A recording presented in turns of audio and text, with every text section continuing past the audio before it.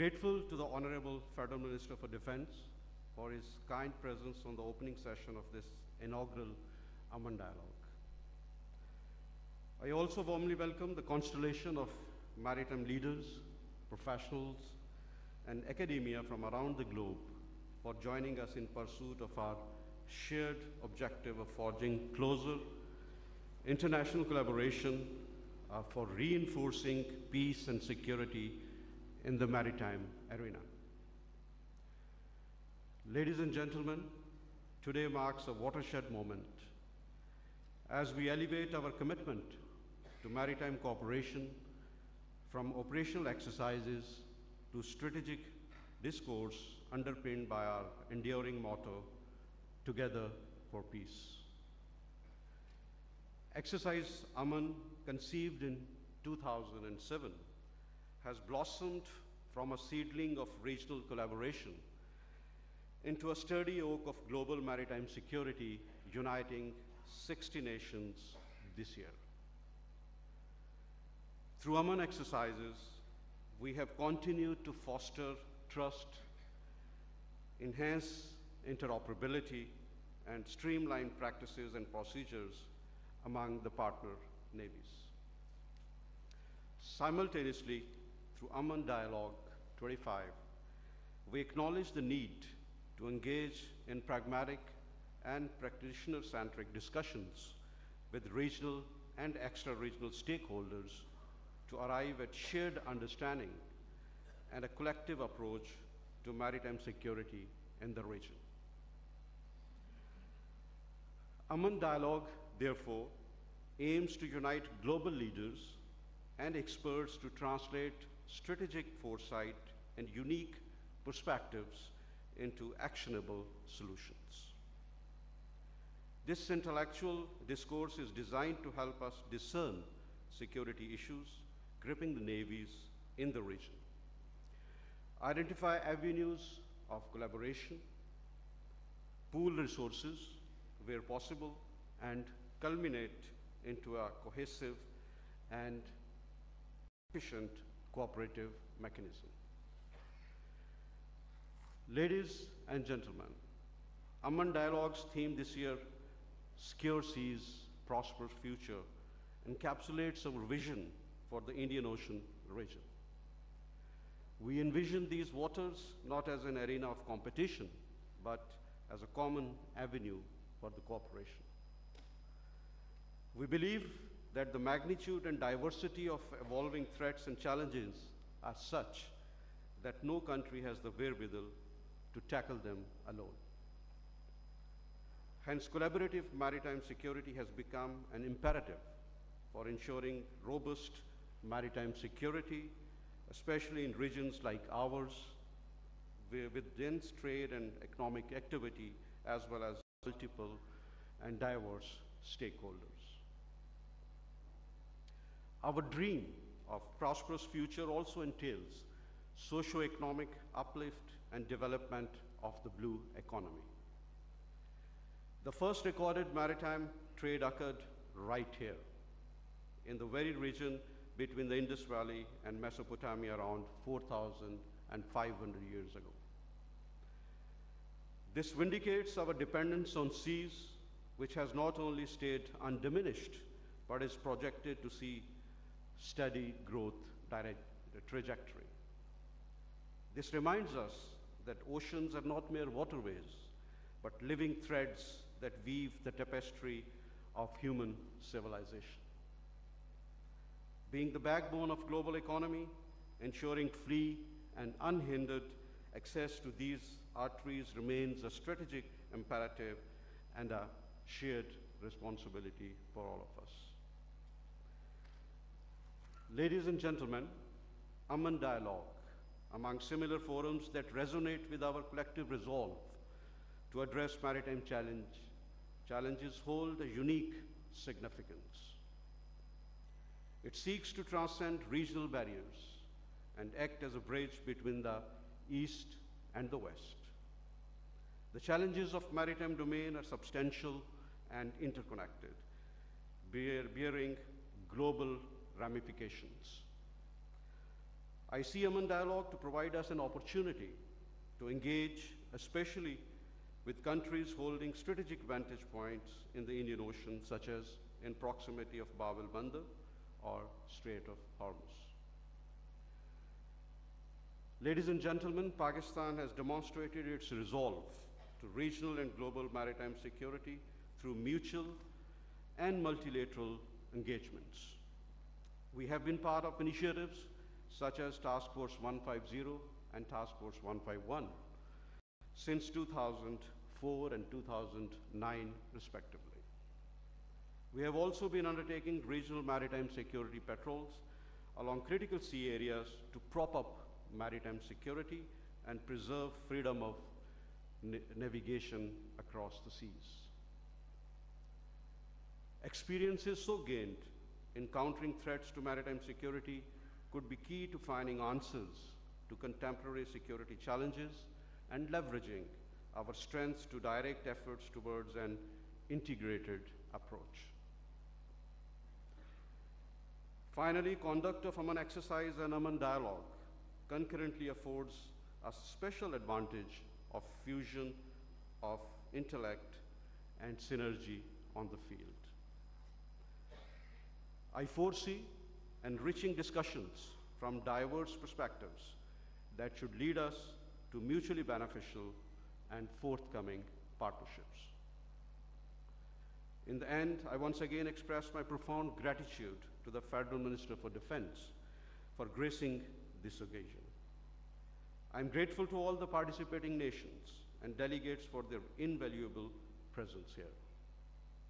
Your participation reinforces our shared commitment to maritime peace, security, and economic prosperity.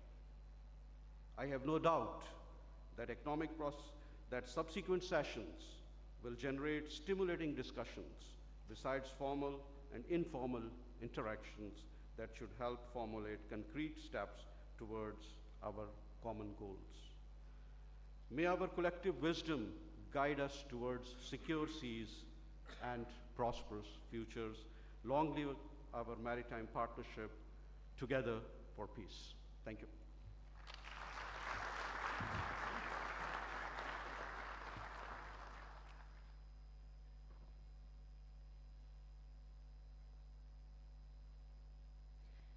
I would now like to invite Senator Mushahid Hussain Sayyid for his keynote address on the theme of Aman Dialogue, Secure Seas, Prosperous Future.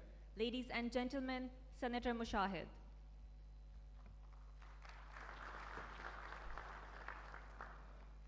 Good morning and Assalamu Alaikum to all the distinguished guests from all parts of the world. In the name of the Almighty, the Lord of all mankind, the Honorable Defense Minister, Khwaja Asif Sahab, the Chief of Naval Staff, Admiral Naveed Ashraf, Admiral Ahmed Said, President of the National Institute of Maritime Affairs, which is now one of the preeminent think tanks.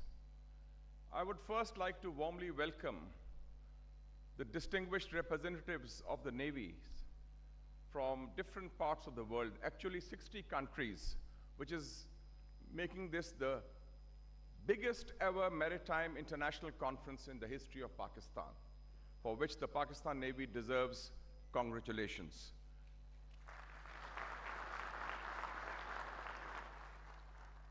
From Australia to Zimbabwe, as they say, A to Z, from Rwanda to Fiji to Timor-Leste, Bangladesh, other countries, we are seeing this huge rainbow of cultures and connectivity through Pakistan Navy. And this is a great fusion of maritime diplomacy, maritime security, and maritime economy.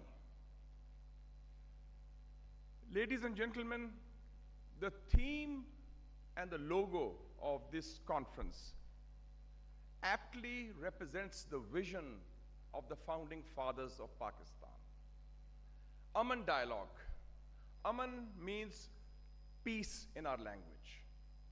And our great leader, the Quaid-e-Azam Muhammad Ali Jinnah, the father of the nation, the founder of Pakistan, and one of the greatest statesmen of the 20th century, had said at the time of the creation of Pakistan that the vision of Pakistan will be peace within and peace without.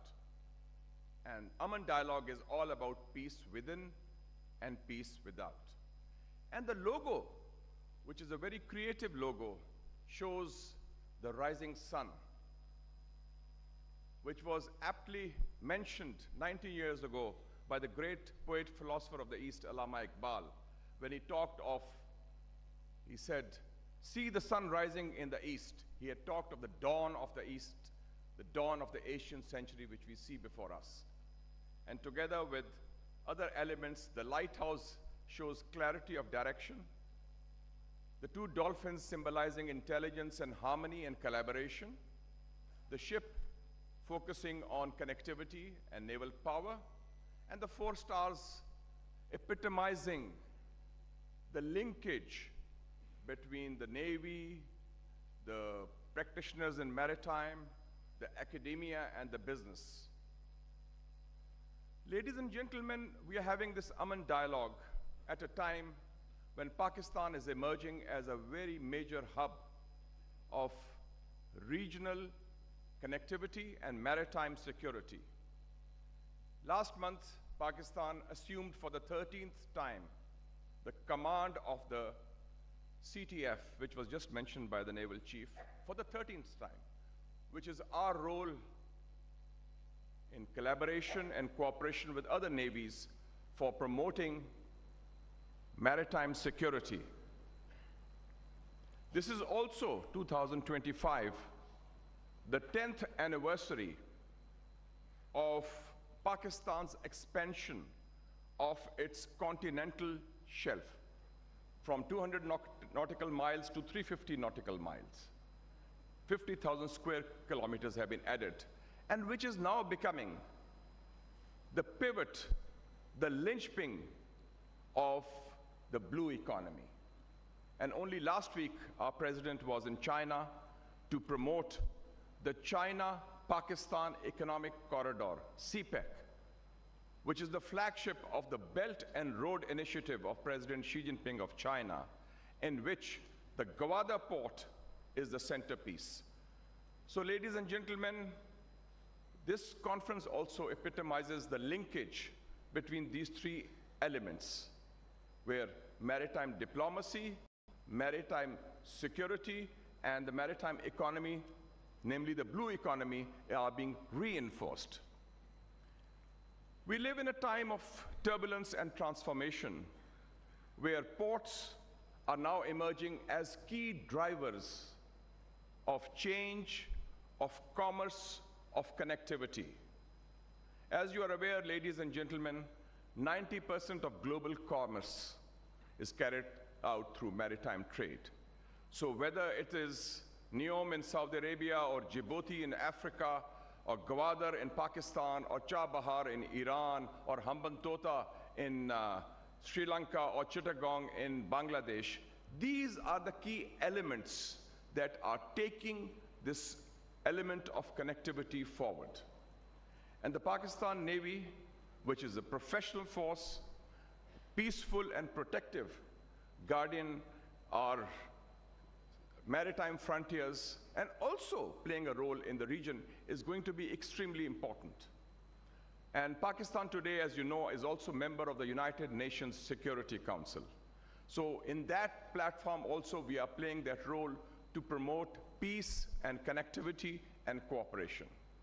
And given this context that we have such a large gathering, I would like to propose, the Honorable Defense Minister is here, and by the way, he's the right person for this thing because he's an accomplished swimmer himself, by the way, and he has had a close connection with maritime affairs also. So we feel that perhaps the time has come for this new partnership, a partnership between Pakistan, Africa, and the Arabian Sea for blue economy, including the island states, the coastal regions. And I'm so happy that even landlocked countries like Zimbabwe and Rwanda are now part of this initiative, because Pakistan, through CPEC, is playing a role to ensure that the Central Asian republics of Kazakhstan, Kyrgyzstan, Uzbekistan, Tajikistan, Turkmenistan become land-linked through the port of Gwadar. And that is our role as the hub of economic connectivity and regional connectivity. I would also like to mention that Pakistan's role also envisages close collaboration and a bridge building between the East and the West. And hence we feel that this critical region of Asia Pacific should be a zone of peace, a zone of collaboration, a zone of connectivity among cultures, countries, and civilizations, and not a new arena of conflict or big power competition or a new kind of a Cold War. We feel that a new world is emerging on the horizon. Pakistan wants to be part and will, inshallah, be part of this emerging, better, peaceful, and prosperous tomorrow based on connectivity, based on cooperation, and based on commerce through the high seas. As the Chief of Naval Staff rightly mentioned in his opening address, that oceans are not just waterways. They are a tapestry of linkages, of fusion, that bring together countries and cultures. And that is what our role is going to be. As the great Alfred Mahan once said, that it's not just about power of the sea, it's about to hail that power taken from the sea. And Pakistan and the Pakistan Navy will seize that power from the sea to promote commerce and connectivity and collaboration. Thank you very much, ladies and gentlemen, and a warm welcome to all of you.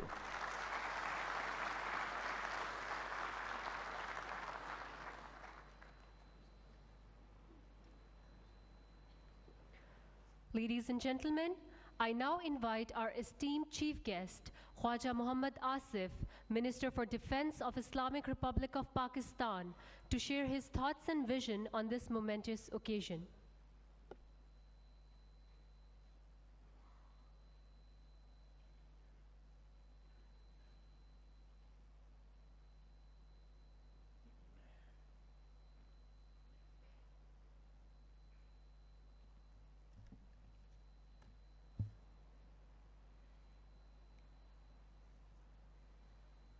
Bismillah ar-Rahman ar-Rahim.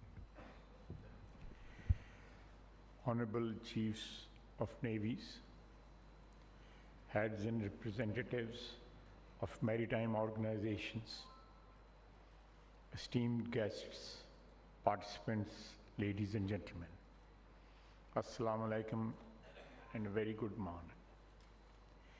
It is both an honor and privilege to welcome you all at the inaugural session of the Maiden AMAN Dialogue.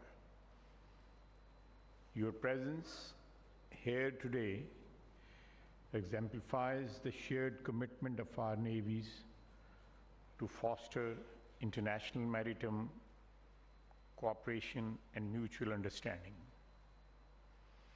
Today, I would like to extend my heartfelt gratitude to the Chief of Naval Staff, whose unwavering commitment to foster collaborative efforts for maritime security have made this dialogue a reality, setting a benchmark for international maritime engagements.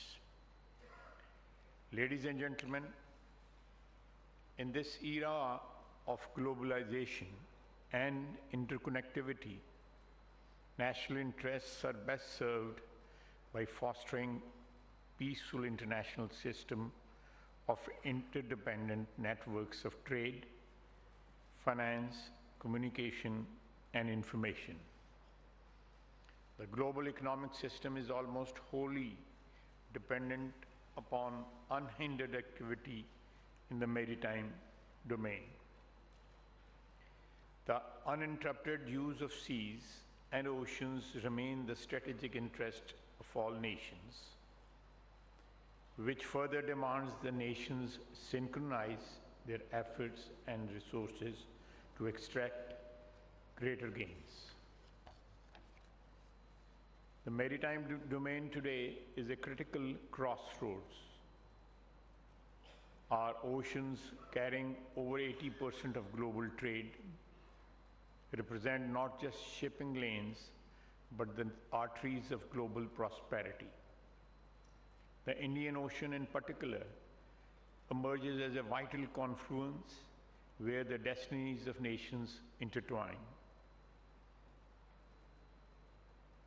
The Indian Ocean holds over 50% of global oil and gas reserves, with about 20% of refining facilities along its shores. The vastness of oceans and its importance in our shared economic prosperity demands collaboration to further our economic interest while countering rising challenges. Ladies and gentlemen, the world is transforming through an era of unprecedented change. Rising global tariffs have impacted global economy. Great power competitions are stirring up challenges to the existing political and economic structures, leading to an action-reaction, counteraction chain. Deepening global crises, challenges of climate change, pandemics like COVID has left the international order in disarray. Chaos and uncertainty are trumping stability in our contemporary world. Moreover, maritime domain is also influenced with prevailing threats from non-conventional domain like narco-trafficking, gun running, human smuggling, liquor transportation, terrorism, and piracy. As oceans are precious resources that sustains life on our planet, and thus it is our collective responsibility to preserve and protect them from future generations.